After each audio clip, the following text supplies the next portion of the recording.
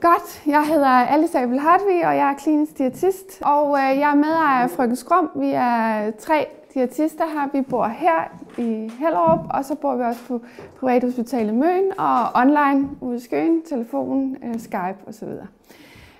Og vi har nogle specialer, primært vægttab, diabetes, PCO og irriteret tarm, som vi også har skrevet en del bøger om. Og jeg har været i privat praksis i de sidste 10 år og arbejdet med overvægt. Sådan her. Hvis man nu kigger på sådan en overvægtig krop, så skal man kigge lidt på den som en irriteret krop.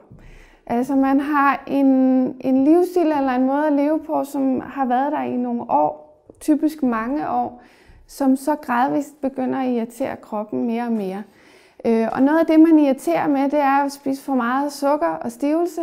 Det er en irritation, fordi kroppen skal ordne det og håndtere det.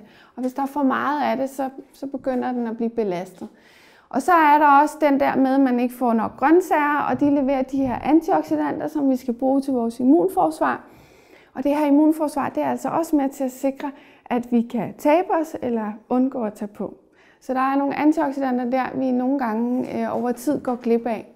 Så er vi også ret gode til ikke at spise så meget fed fisk, eller fisk i det hele taget. Og så mister vi det, der hedder omega-3, som er en fedtsyre, der er ekstremt vigtig i forhold til inflammation også. Det kan man så spise sig fra med en tablet, men man skal lige huske at have styr på den.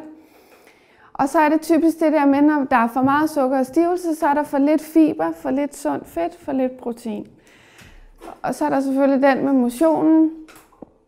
Så langsomt ad år, så begynder fedtmassen at blive større end muskelmassen. Og så mister vi en vigtig del af vores forbrænding, fordi det, der løfter vores forbrænding og kan holde vores forbrænding efter et vægttab også, det er musklerne. Det er det, de kan. Så er der nogen, der ryger, og nogen, der har for meget alkohol, og så er der det med søvnen, som jeg går meget efter. Vi skal sove, fordi vi skal have ro indimellem. Og nogle de sover altså meget afbrudt, og det påvirker deres forbrænding. Der er nogle tegn og symptomer på sådan en irriteret krop, og nogle af dem, man skal være opmærksom på, det er, at maven er blevet større end numsen.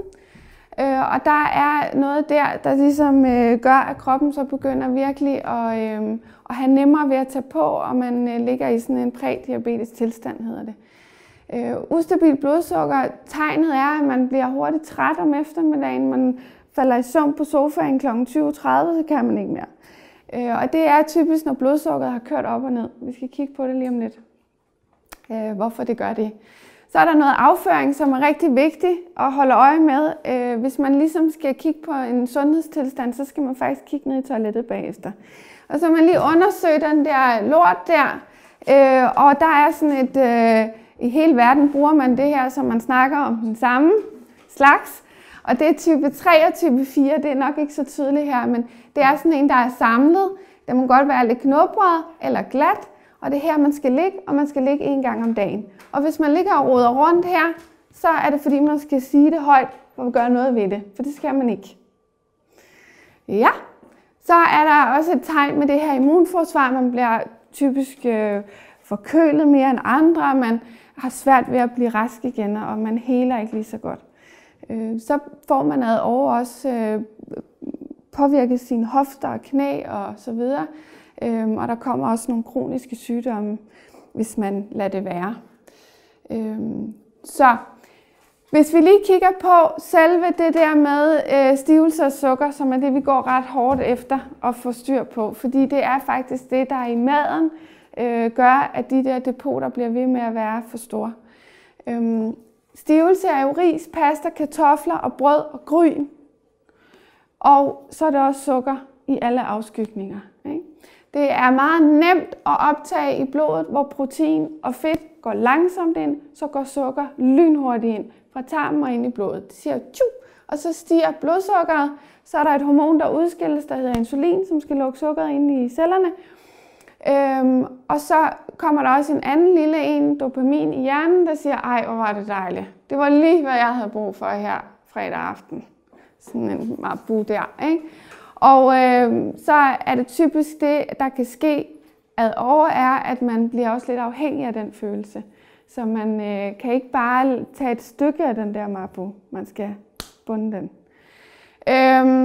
Og det, der så sker, når insulin stiger, det er, at så begynder vi at deponere. Så begynder kroppen simpelthen at sætte på lager. Og så lukker vi også for vægttab. Så vi kommer ind i sådan en blindgyde, hvor kroppen simpelthen bare ikke kan finde ud af at åbne op for det fedtdepot. Så vi skal have signaleret noget andet. Og det kan vi meget gøre med maden. Så falder blodsukkeret jo hurtigt igen, fordi insulin har sørget for at få det på afsted, og så begynder kroppen igen at kræve noget mere sukker. Og vi søger bare efter det helt naturligt. Man bliver træt, og man har brug for noget. Så her har hun ligesom taget et valg der om eftermiddagen, ikke? Vi kigger lige på det igen, også hvordan det kan se ud i praksis på tallerkenen.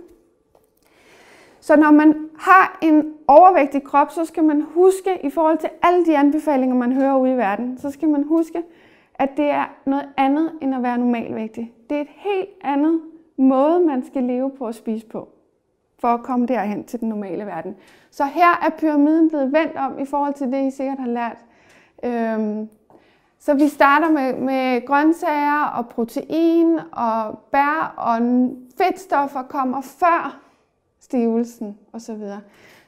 Så man ligesom får de her vigtige næringsstoffer ind, som er langsomme og som ikke påvirker den der insulin. Kan I se det? Og så presser vi ikke fedten ind i og stopper for fedtforbrændingen. Så vi skal derhen af. Så bare lige for at have det igen, vi skal kunne det her i søvn, skal nok øve det mange gange. Protein løfter forbrændingen, det mætter, det stabiliserer blodsukkeret, og det giver muskler. Og sundt fedt gør kroppen følsom over for insulin igen. Det åbner for fedtdepoterne, så når vi hører, at vi ikke må spise fedt, så gælder det altså ikke de sunde fedtstoffer. Kommer tilbage til dem. Og de grove kulhydrater, det er jo sådan noget som rugbrød og brød med fiber i osv. Det går også langsomt ind i kroppen, og derfor så er den brugbar i forhold til franskbrødet. Ja. Så her har vi et dameslide, plejer jeg at kalde det. Så her har vi en dame, der spiser sådan her. Og det er fordi, ja, det er meget en dameverden, jeg taler i. Så det er derfor, jeg kalder det det. Vi har en juice. Det er blevet meget moderne og sådan presse frugten, ikke? Vi tager fiberen væk, så det er bare ren saft, banker ind i blodet, ikke? Og så får vi et kick der, og så kører vi ned, og det er emery's, og det er grov og alt muligt, men primært er det hvedemel, der ligger derinde. Og så har vi en blodsukkerstigning, og så kommer vi på arbejde, og så er der heldigvis frugtordning. Det var dejligt, fordi det er ved en tidtiden, der er vi ved at dykke. Så der har vi brug for et stykke frugt, og så kommer vi op igen. Og så er det lidt kvindeagtigt, fordi i går, der skete det der med Marabouen eller et eller andet. Det var ikke i orden. Så i dag skal jeg bare have lidt salat, ikke noget dressing og lidt groft brød. Ikke andet. Og så sker der det der med blodsukkeret, at så har man kørt hele dagen sådan der. Og man synes faktisk, man har været meget sund, ikke? Og så kommer der sådan en raketarm der. Det er en spandauer fra i morges, fordi Birte havde fødselsdag. Og så kan den der arm ikke lade være. Eller nede, når man er nede at handle med marcipanbrød, der ved disken, ikke? Og så videre. Så der er noget her, hvor blodsukkeret ligesom skal optimeres. Hvad tror I, den dame der spiser? Kan I se det? Nej. Det er noget mælkeprodukt. Det hedder Skyr. Kender I det? Ja, ligger oppe i ganen, hvis man ikke rører noget i. Men Skyr er et produkt, der indeholder rigtig meget protein. Så hvis ikke man kan lide yoghurt og så videre, så kan man også gå i osteverden og i æggeverden, kødverden. Men man skal have et proteinmolekyle til at starte på, for at løfte forbrændingen og for simpelthen at lave stabilitet. Og så er der nødderne på, og så noget bær. Og så ville det være rigtig godt, hvis vi kunne tænke i, at der var nogle grøntsager til mellemmåltid. Så det ikke kun bliver frugt hele tiden. Så plejer jeg at sige, at kvinder skal spise som mænd, og mænd skal spise som rigtige mænd. Vi skal have noget protein der, og vi skal have nogle grøntsager og noget groft kulhydrat, og så skal vi huske fedtstoffen til at smøre vores celler, så vores insulin kører, og vi bliver følsomme og kan begynde og signalere til kroppen, at nu må den gerne tabe fedt. Og så er man meget mere stabiliseret, og så kan man bedre beslutte det om eftermiddagen. Er jeg til ostemad, eller nødder, eller spandauer, eller et eller andet. Ja. Det her det er bare også vist, fordi vi er sådan et havregrynsland, så vi kan rigtig godt lide havregryn, det er vi også vokset op med. Men når vi er i en krop, der er irriteret og vejer for meget, så kan vi simpelthen ikke nå at omsætte havregryn. Så bliver en havregrynsmorgenmad kulhydrat med kulhydrat med kulhydrat. Og det skal vi til at omsætte, og det kan den ikke. Så der bliver man nødt til at tænke i at lave sådan nogle lidt mere, man skal ud og køre i Mercedes-modeller her, hvor tallerkenerne er delt i 3 dele. Så vi har for eksempel rugbrød med æg og godt med ost, og vi har et eksempel her med skyr, og man rører yoghurt i, og nødder og frugt på. Og kalorien, hvis man lægger mærke til den, så er der 500 kalorier i sådan en havregryns morgenmad, og der er 300 i de andre. Så det er ikke fordi, at man sådan kommer til at spise mange flere kalorier. Man skal bare have ligesom tilrettelagt tallerkenen, så kroppen kan forstå, at den skal i gang med at fedtforbrænde. Så det er ikke fordi havregryn er usund. Det er bare fordi, når man har en overvægtig krop, så kan man ikke nå at ordne den. Ja. De fedtstoffer, man skal gå efter, det er de, der hedder monomættede fedtsyrer. Man deler fedtstoffer op i 3 dele, mættet, mono og poly. Og dem, der virker allerbedst i forhold til at signalere til kroppen, at den gerne må tabe sig, det er de her monomættede, som primært er olivenolie, rapsolie, avocado, oliven, pesto. Ægte mayonnaise er lavet af rapsolie. Så der kører godt med mayonnaise på makrellos og så videre. Og så er der nødderne, ikke? Mandler, hasselnødder, alle nødderne kan bruges, helst uden salt til hverdag. Så det er noget, der skal arbejdes ind, og når jeg sidder med klienter i praksis, så er det noget af det allersværeste.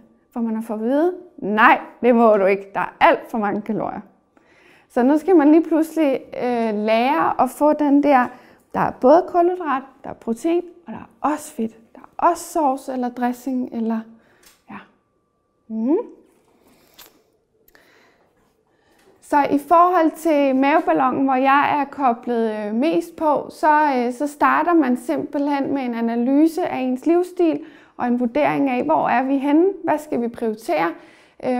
Og vi har sådan et helt skema, man skal igennem, og det bruger vi rimelig lang tid på, simpelthen for at kortlægge, hvor er vi også historisk set i forhold til det med overvægten.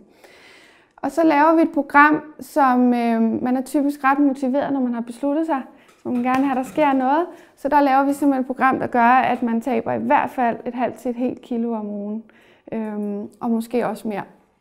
Det kommer også an på, hvem man er og hvordan ens krop har det. Og så sætter vi også motion på, hvis man er i stand til det, eller så venter vi med det. Og så arbejder jeg i et program, der hedder Netslank, hvor man får sin egen profil. Man kan kostregistrere, vi har forum, og vi har opskrifter liggende. Så man bliver sådan spammet med opbakning, hvis man er til det. Man kan også lade være. Så har vi opfølgninger, hvor vi simpelthen planlægger. Jeg går meget op i planlægning, fordi man skal have tænkt. Alt det her, det handler om at tænke, og hvad skal jeg på lørdag, og skal jeg det, eller hvad skal jeg vælge? Alle de der tanker, det er noget af det, vi bruger rigtig meget tid på.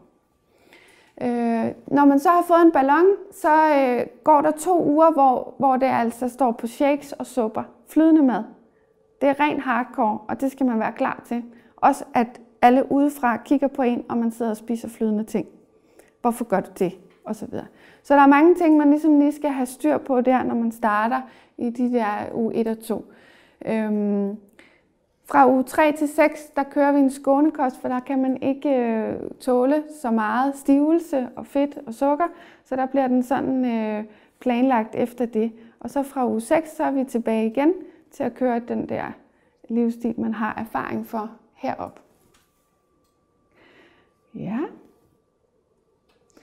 Det er bare et slide fra Netslank, hvor man kan se, at vi går ind, og man kan registrere alt muligt, hvis man er til sådan nogle. Der er nogen, der elsker søjler og diagrammer og kasser. Så kan man få lov til det. Og hvis man helst vil passe sig selv, så er det bare mig, der sidder og holder øje med det der. Hver uge har vi en diætist, Janette, som også er, man kan møde i det her program, der sidder hun simpelthen og finder opskrifter og tilbud i Nettoavisen. Så der får man sådan en helt 5 ugers guide på, hvad kunne man lave af mad. Så der er rigtig meget inspiration, hvis man kan nogle gange køre lidt død i det. Ja.